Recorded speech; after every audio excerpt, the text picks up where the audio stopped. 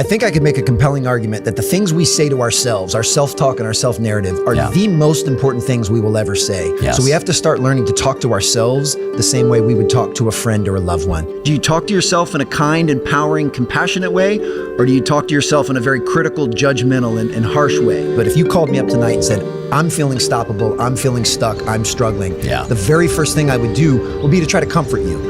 To let you know I believe in you, that I care about you, and that you got this. The last thing I would do would add shame and guilt, would be critical, would pile it on. Yet a lot of high drivers, a lot of ambitious people, that's the first thing they do to themselves. And they take these negative feelings and they either try to resist them or suppress them or ignore them, which I don't recommend.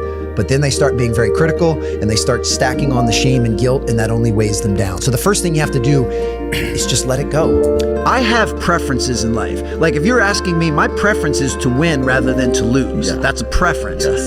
But you don't win all of the time. So for me, I need to have solace in knowing, did I do everything possible to put myself in a position to earn the right to win? And sometimes I'm not going to. And I own that outcome every bit as much as I own the ones when I win. I own praise just as much as I own criticism, and vice versa. And you have to be okay with that. Because you have to realize in the beginning of March 2020, I felt massive headwinds as a keynote speaker because on March 13th, for the next 48 hours, my entire schedule for the year was wiped clean because of the pandemic. The coronavirus outbreak is shutting down hundreds of events, large and small. Many of the most iconic stages and venues are going dark for good. And yes, there was a little bit of panic. There was a little bit of fear.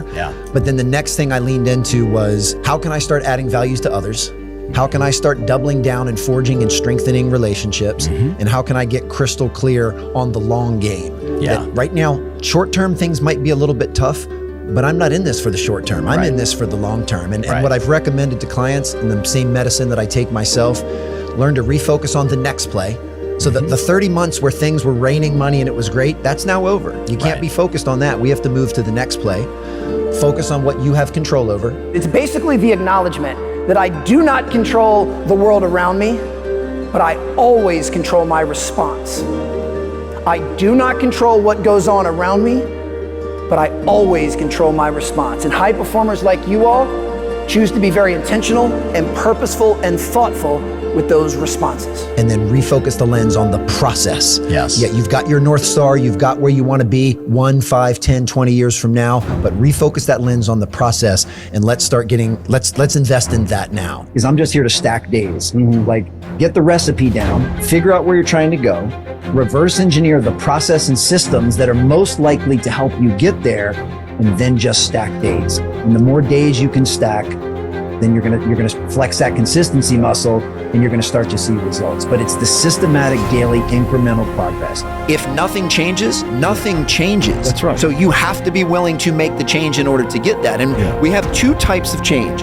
We have the change that is imposed upon us, which could be anything from a 2-year global pandemic to a restructuring at your office. That's right. Now, when imposed change happens, you need to recognize that you don't control the circumstances of the change, but you're in full control of your response to that change. And high performers choose responses, thoughtful responses that move them forward and help improve their situation. The other type of change, which I think is more of what we're talking about, is initiated change, is making a decision. I just read David's book, I just read Ken's book. I am going to change my behavior and implement the brilliant principles that these guys have shared. And I know that when I do that, it's gonna make me a little bit uncomfortable, but I'm okay with the temporary discomfort because it's going to lead to permanent improvement. And that is a trade we should all be willing to make. Even if you have a history of making undisciplined decisions in your finances, in your relationships, in your physical fitness, you can change that with the very next decision that you make. Now, I don't want anyone to be stifled by perfection.